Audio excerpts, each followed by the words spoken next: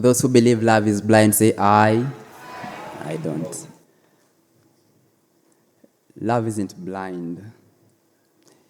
It's retarded. Hear me out. I loved her in ways that felt unspoken, like the silence between heartbeats, slow, steady, constant, but never loud enough. I didn't know how to tell her that the smile in your curve, that the curve of your smile made me see the rest of the world, that every time you laughed was the first time my world felt safe. Instead, I hid behind half smiles and unfinished sentences, hoping she could read the poetry in my silence. But love, you needed words, not metaphors, and I gave you neither. So I don't blame you for leaving. You asked for something simple, to be seen, to be heard, to be loved without condition, and I made everything complicated, wrapping my feelings in layers you did not have time to unravel. Now I sit with my own silence, wondering if I could have loved you louder, or I'll always be the man who makes love something to write about. Because love isn't blind, it's retarded. But I tried to love her. Although it's heavy, love doesn't float, it sinks, dragging with it the weight of cows grazing on a dowry list. Love here is an investment. ROI, kids, legacy. A family tree watered by the tears of women who are told to stay even when their roots are rotting. But I still loved her, and I tried. I loved her not just in the silence at midnight, or in the way our hands touched when she passed me ugali, or in the way my fingers lingered like a question waiting for an answer no. I poured my love into the cracks of love only to be slapped with a dowry list that felt like a ransom note from the past. I loved her in ways her ancestors would not recognize, with poems that meant everything to her and nothing to her father, with flowers that withered before I could afford the cows. Her father says, poems don't pay the bride price, kijana. And maybe he's right.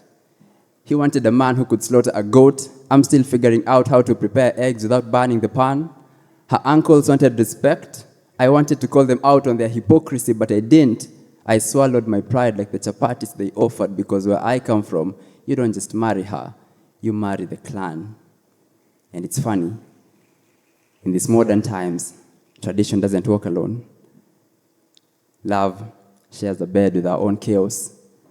Dating is like buying boiled eggs at a nightclub. Sounds like a good idea, but you regret everything in the morning. Instagram captions have replaced love letters. Ghosting is a black hole where feelings go to die. Heartbreaks are universal, but where I come from, it sounds like mapenzi na complique, as if love was meant to be easy. My mother doesn't say I love you. She calls, she asks, umefika, as if she's checking the status of my soul. She serves me food that serves as a healing potion. Each morsel a reminder that love is found in the little things. The chapati is made just right. The way she questions my late nights. She doesn't ask me about girlfriends, but when I bring one home, she turns into a detective. But silently sits next to a father whose loudest act of love was his silence as he watched me fail.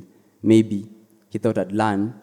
Maybe he didn't know how to say, I'm proud of you. He gave me his name and hoped that would be enough. It's like, he taught me, love in its greatest form is in letting things go, of expectations unmet, of dreams unfulfilled, of a son who wants to be everything to the world that seems to be asking for so much, of a son who writes about love and how it's retarded. But we still love, walking into this beautiful storm, hoping to come out of the other side whole. It's like, we write letters, we send texts, we write poems, we go to elders, we kneel, we pray, hoping to find someone who will stay, hoping to find someone who will love us in a different way. We hope to find someone who will hold our hearts in this unforgiving dance and say, let's dance.